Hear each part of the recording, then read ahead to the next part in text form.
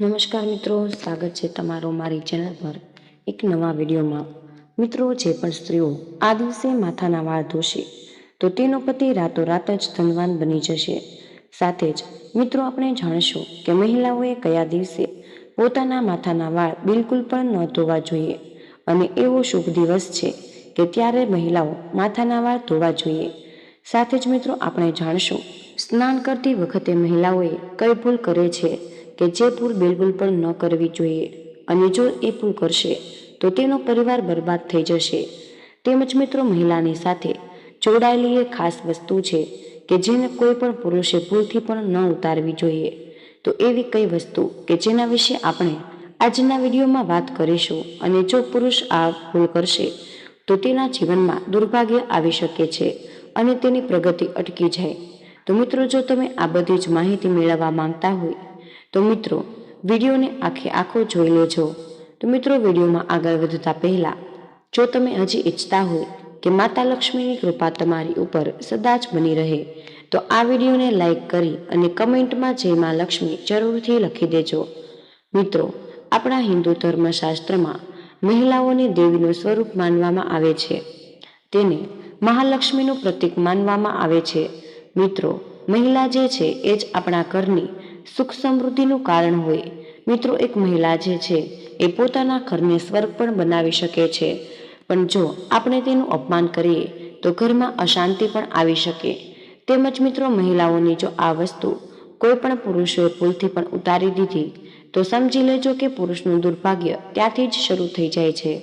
તો મિત્રો, આવો આપણે જાણીએ કે મહિલાઓએ એવી કઈ ભૂલ છે કે જે બિલકુલ જ ન કરવી જોઈએ અને સાથે જ આપણે જાણવાના છીએ કે મિત્રો કયા દિવસે મહિલાઓએ પોતાના માથાના વાળ ધોવા જોઈએ કે જેથી કરીને તેના પતિનું ભાગ્ય તેનો સાથ આપવા લાગે। તો મિત્રો, અમુક ભૂલ એવી છે જે બિલકુલ પણ ન કરવી અને જો આ ભૂલ થતી હોય તો તે આપણા ઘરમાં અશુભતા લાવી શકે છે। તો મિત્રો, જે કોઈ પણ મહિલા મોડા સુધી સૂવે તો એના ઘરમાં ક્યારેય પણ લક્ષ્મી માતાનો વાસ થઈ નથી શકતો। જો કોઈ મહિલા વહેલી સવારે ઉઠીને પૂજા અર્ચના કરી પોતાના ઘરના આંગણાની સાફ સફાઈ કરે છે તો તેના ઘરમાં ક્યારેય પણ ગરીબી નથી આવી શકતી અને ત્યાં જ હંમેશા લક્ષ્મી માતાનો વાસ હોય છે। આવા ઘરોમાં હંમેશા શુભતા બનેલી રહે છે। મિત્રો, મોડા સુધી સૂવું એ ધાર્મિક દ્રષ્ટિએ ઉચિત નથી।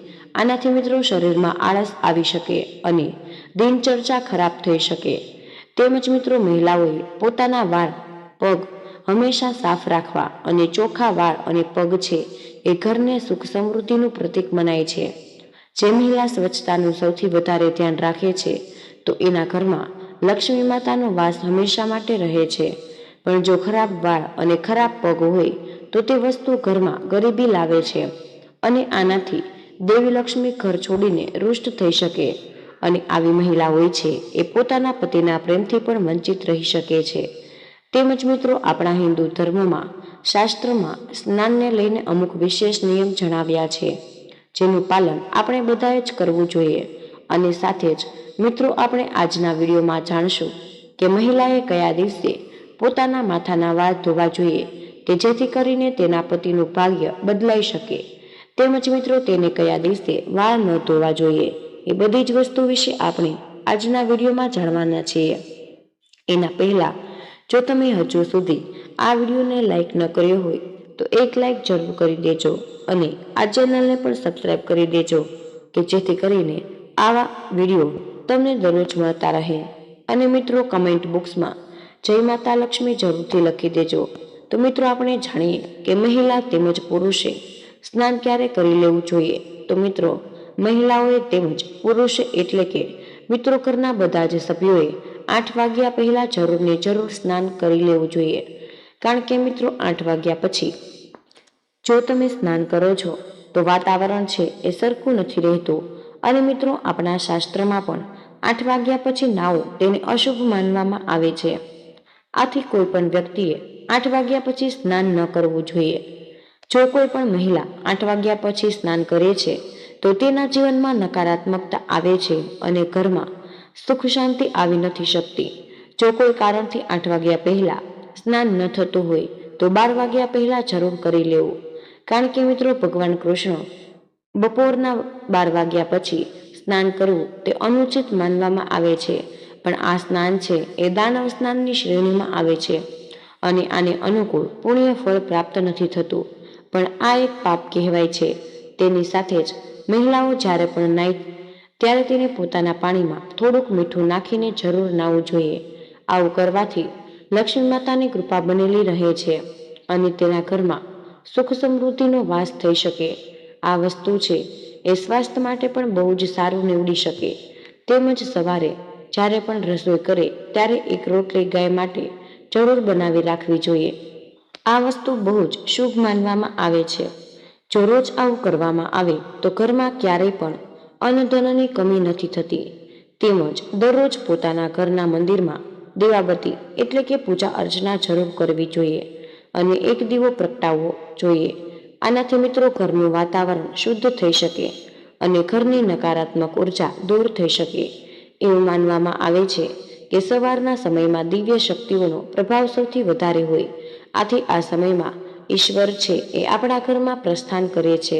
આથી જો કોઈ તમે સવારના બદલે બપોરે સફાઈ કરો તો મિત્રો આની શુભ અસર થઈ નથી શકતી. આવું કરવાથી ઘરમાં શુભ સમૃદ્ધિ ટકી નથી શકતી. સવારે સાવરણથી વાળવું અને પોતું મારવું સૌથી શુભ માનવામાં આવે છે. અને જો તમે સવારના પહોરમાં વહેલી સવારે ઘરની સફાઈ કરો તો મિત્રો તમારા ઘરમાં લક્ષ્મી માતાનો વાસ હંમેશા માટે થઈ શકે અને તમારું ઘર ખુશીઓથી ભરાઈ શકે. અને જો તમે બપોરે ઘરની સફાઈ કરો છો તો ઘરમાં નકારાત્મક ઉર્જાનો વાસ થઈ શકે.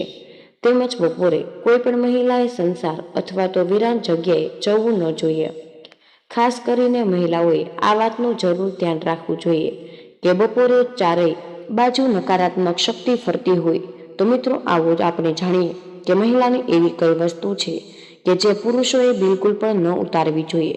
નકર આનું ગંભીર પરિણામ તમારે ભોગવવું પડશે અને તમારા જીવનમાં તમને નુકસાન પણ થઈ શકે. મિત્રો આપણા શાસ્ત્રોમાં એવું લખેલું છે કે જ્યાં મહિલાઓનું સન્માન નથી થતું ત્યાં ભગવાન પણ નિવાસ નથી કરતા.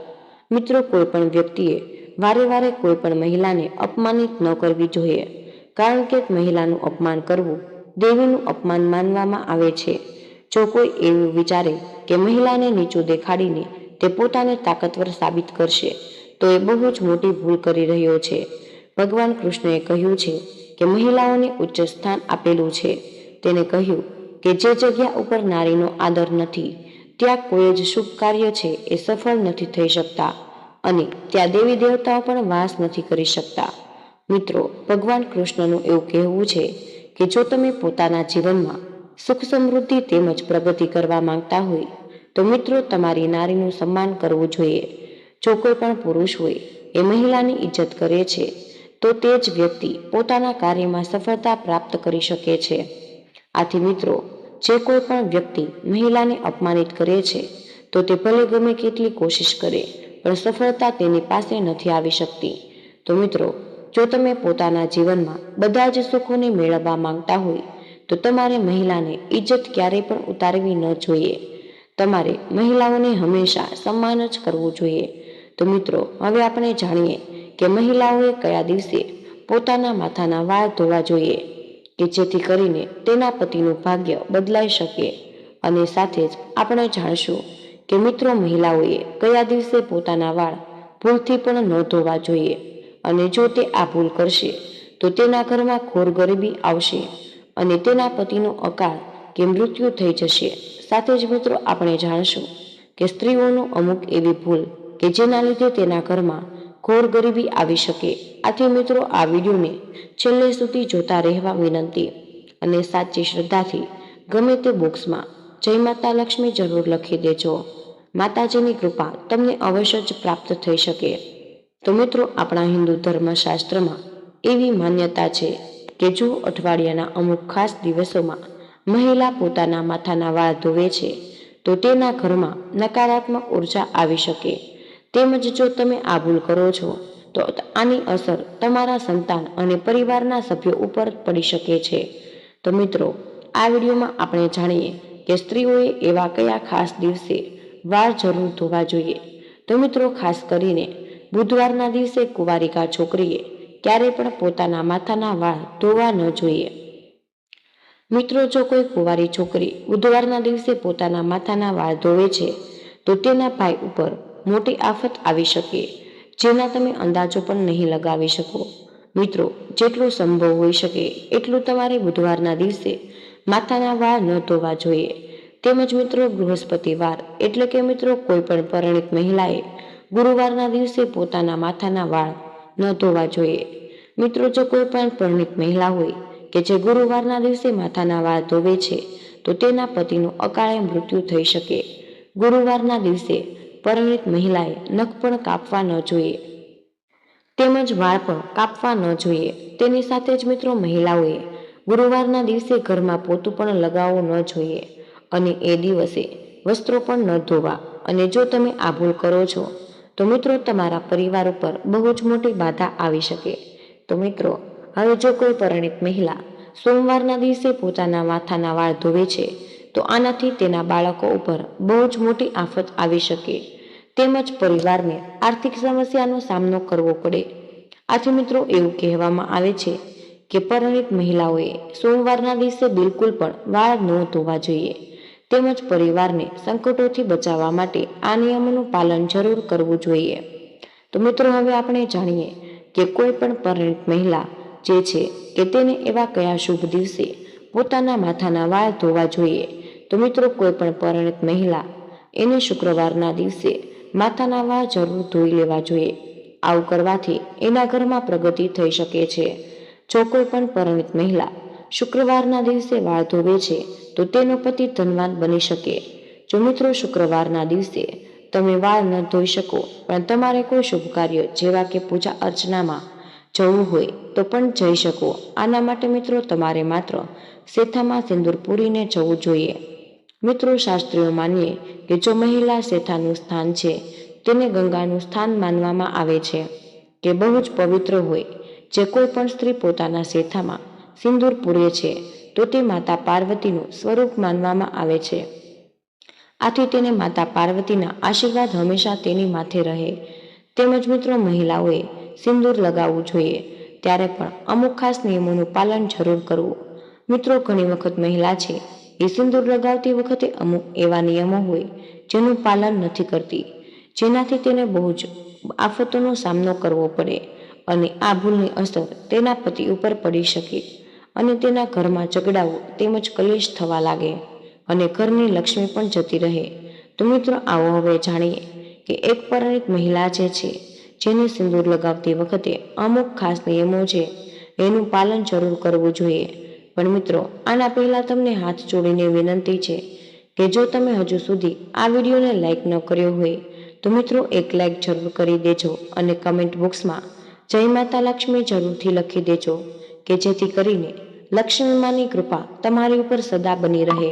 મિત્રો, અમુક એવી સ્ત્રી હોય કે જેને સિંદૂર લગાવવામાં બહુ જ શરમ આવતી હોય અને જ્યારે પણ સિંદૂર શેથામાં પૂરે ત્યારે તે શેથાને વાળથી છુપાવી દેતી હોય. તો મિત્રો, જો કોઈ પણ સ્ત્રી પોતાના સિંદૂરને વાળથી છુપાવે તો મિત્રો, તેના પતિને સમાજમાં માન સન્માન નથી મળી શકતું.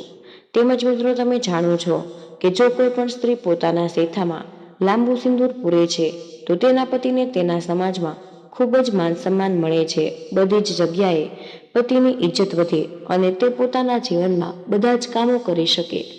મિત્રો, સિંદૂર લગાવવાની બહુ જ મહત્વપૂર્ણ જણાય છે. જ્યારે પણ કોઈ પરિણીત મહિલા સિંદૂર લગાવે છે તો તેને પોતાની સિંદૂરની ડબ્બી પોતાના કપાળે સ્પર્શ જરૂર કરાવવી જોઈએ. આવું કરવાથી માતા પાર્વતીના આશીર્વાદ તેને પ્રાપ્ત થઈ શકે છે અને પછી જ મહિલાઓએ સિંદૂર લગાવવું જોઈએ.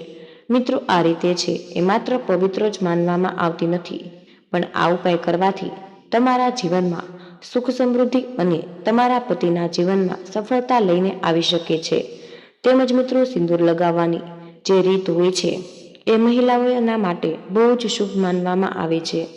આથી મિત્રો, મહિલાઓએ હંમેશા જે સ્થાનમાં નાક હોય તો તેને ઉપર માથામાં સિંદૂર સીધે સીધી દિશામાં જ લગાવવું જોઈએ. મિત્રો, અમુક મહિલા હોય છે કે જે આડું સિંદૂર લગાવે છે કે જેને શાસ્ત્રોની રીતે જોઈએ તો તેને શુભ માનવામાં નથી આવતું. આવું કરવાથી તેના પતિને ઘણી બધી મુશ્કેલીઓનો સામનો કરવો પડી શકે અને તે પોતાના જીવનમાં લક્ષ્યોને પામવામાં સફળ થઈ શકે. તેમજ મિત્રો મહિલાઓએ એક વસ્તુનું ખાસ ધ્યાન રાખવું જોઈએ કે જો કોઈ પણ સ્ત્રીએ સ્નાન કર્યા વગર પોતાના સીતામાં સિંદૂર ભૂલથી પણ પૂરવું ન જોઈએ. તેની સાથે જ મહિલાઓએ કોઈ પણ બીજી સ્ત્રીનું સિંદૂર પણ ન લગાવવું જોઈએ અને કોઈ બીજાના હાથે પણ સિંદૂર લગાવવા દેવું ન જોઈએ. અને મિત્રો, જ્યારે પણ કોઈ પરિણીત સ્ત્રી સિંદૂર લગાવે છે ત્યારે તેને માતા પાર્વતીના નામનું સ્મરણ જરૂર કરવું જોઈએ. મિત્રો, માતા પાર્વતીના આશીર્વાદ છે જે એ બધી જ મહિલાઓને અખંડ સૌભાગ્યવતી રહેવાના આશીર્વાદ આપે છે. તેમજ મિત્રો, નવપરિણીત સ્ત્રીઓ તો તેને પણ લગ્ન વખતે સિંદૂર મળે છે તો સિંદૂર તેને સાચવીને રાખવું જોઈએ અને તેને નિયમિત રૂપે સિંદૂર લગાડવું જોઈએ. અને જ્યારે પણ કોઈ શુભ કાર્ય જેમ કે પૂજા અર્ચના, હોમ હવન તેમજ સત્યનારાયણની ભગવાનની કથા હોય તો ત્યારે લગ્નમાં મળેલા સિંદૂરનો ઉપયોગ જરૂર ને જરૂર તમારે કરવો જોઈએ. આ સિંદૂર જે છે એ દેવી દેવતાઓના આશીર્વાદથી ભરેલું હોય અને આનો ઉપયોગ કરવાથી તે સ્ત્રીના જીવનમાં સુખ સમૃદ્ધિ આવી શકે છે. તો મિત્રો, આ બધી જ વસ્તુઓનું ધ્યાન રાખવું એક મહિલા માટે બહુ જ જરૂરી માનવામાં આવે છે. તો મિત્રો, મહિલા હોય જે એ જ ઘરની શુભ સમૃદ્ધિ સાચું કારણ હોય છે. પણ જો ઘરની મહિલા જ અમુક એવી ભૂલ કરે તો એનો પરિવાર આખો બરબાદ થઈ શકે છે. તેમજ તેના ઘરમાં લક્ષ્મી માતાનો વાસ થઈ શકે છે. તેમજ મિત્રો, આપણા સનાતન ધર્મ શાસ્ત્રો અનુસાર અમુક એવા કાર્ય હોય કે જે કાર્યને ઘરની સ્ત્રીઓ ભૂલથી પણ કરવા ન જોઈએ. અને જો કોઈ સ્ત્રી આ પ્રકારના કાર્ય કરે છે તો તેના ઘરમાં ગરીબી તેમજ દરિદ્રતાનો વાસ થઈ શકે તેમજ હંમેશા તેના ઘરમાં ધનની કમી થઈ શકે છે. તો મિત્રો, દરેક સ્ત્રીઓએ આ બધા નિયમોનું પાલન જરૂર કરવું જોઈએ. તો મિત્રો, આવો આપણે જાણીએ કે સનાતન વાસ્તુશાસ્ત્ર અનુસાર ઘરની મહિલાઓએ એવી ભૂલ પણ ન કરવી જોઈએ. જો મહિલા જે છે એ ઘરમાં સાવરણથી વાળતી હોય અથવા તો પોતું મારતી હોય તો આ કાર્ય તેને હંમેશા સૂર્યોદય પહેલા જ પતાવી દેવું જોઈએ. તેમજ જો સૂર્યોદય થઈ જાય પછી સ્ત્રી ઘરની સાફ સફાઈ કરે તો ઘરમાં ગરીબીનો વાસ થઈ શકે. તેમજ જો કોઈ મહિલા ઘરની સફાઈ કરી લે તો એના પછી તેને તરત જ સ્નાન કરી લેવું જોઈએ. મિત્રો, એવું માનવામાં આવે છે કે જો કોઈ તમે સફાઈ કરીને સ્નાન કર્યા વગર રહો છો તો પણ ઘરમાં દરિદ્રતા આવી શકે છે. મિત્રો, સ્નાન કરીને પછી તમારે ભગવાનના નામનું ધ્યાન જરૂર કરવું જોઈએ અને ભગવાનને પ્રાર્થના કરવી જોઈએ અને તેનો પ્રસાદ ગ્રહણ કરવો જોઈએ. અને જ્યારે પણ તમે લક્ષ્મી માતાને પૂજા અર્ચના સવારે કરતા હોય અને જો તમે તેને ભોગ અર્પણ કરતા હોય તો તેના પહેલા તમારે કોઈ પણ વસ્તુ ખાવી ન જોઈએ. અને જો તમે આ ભૂલથી પણ કરો છો તો મિત્રો, લક્ષ્મી માતા તમારાથી રિસાઈ શકે. તેમજ મિત્રો, જો સૂર્યાસ્ત થઈ જાય પછી પોતાના માથાના વાળ ઓળવા છે તો મિત્રો, આ વસ્તુ બહુ જ અશુભ માનવામાં આવે છે. મિત્રો, દિવસ આથમતા જુઓ તમે પોતાના માથાના વાળ ઓળાવો છો તો મિત્રો, લક્ષ્મી માતા તમારાથી ક્રોધિત થઈ શકે છે. તેમજ મિત્રો, રસોઈ ઘર એટલે કે આપણા ઘરનું રસોડું છે એને બહુ જ પવિત્ર સ્થાન આપવામાં આવે છે. આથી મિત્રો, કોઈ પણ મહિલા તેમજ પરિણીત મહિલા હોય તો તેને સ્નાન કરી પછી જ રસોડામાં પ્રવેશ કરવો જોઈએ. કારણ કે મિત્રો, જો તમે સ્નાન કર્યા વગર જ રસોડામાં જાઓ છો તો મિત્રો, માતા અન્નપૂર્ણા છે એ તમારાથી રૂષ્ટ થઈ શકે છે અને તમારા ઘરમાં ગરીબી આવી શકે. આથી તમારે સ્નાન કરીને પછી જ પોતાના ઘરના રસોડામાં પ્રવેશ કરવો જોઈએ. આથી મિત્રો, રસોડામાં આપણે જો કોઈ પણ રસોઈ બનાવીએ છીએ એ આપણા સભ્યોના સ્વાસ્થ્યની સાથે હંમેશા જોડાયેલી હોય છે. આથી મિત્રો, આપણે તે બધી જ વસ્તુને પવિત્ર બહુ જ રાખવી જરૂરી માનવામાં આવે છે.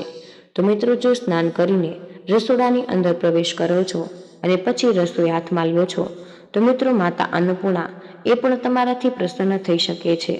આ બધા જ નિયમોનું પાલન કરવાથી મિત્રો, તમારા ઘરમાં ક્યારેય પણ અન્નધનની કમી નથી આવી શકતી.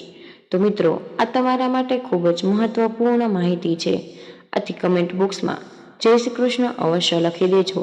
તમને બધાને વિનંતી છે કે જો હજુ સુધી અમારા આ વિડીયોને તમે લાઈક નથી કર્યું તો વિડીયોને લાઈક કરી અમારી આ પ્યારી ચેનલને સબસ્ક્રાઇબ જરૂરથી કરી દેજો. જય શ્રી કૃષ્ણ. રાધે રાધે. ધન્યવાદ. વિડીયોને અંત સુધી જોવા બદલ તમારો ખૂબ ખૂબ જ આભાર.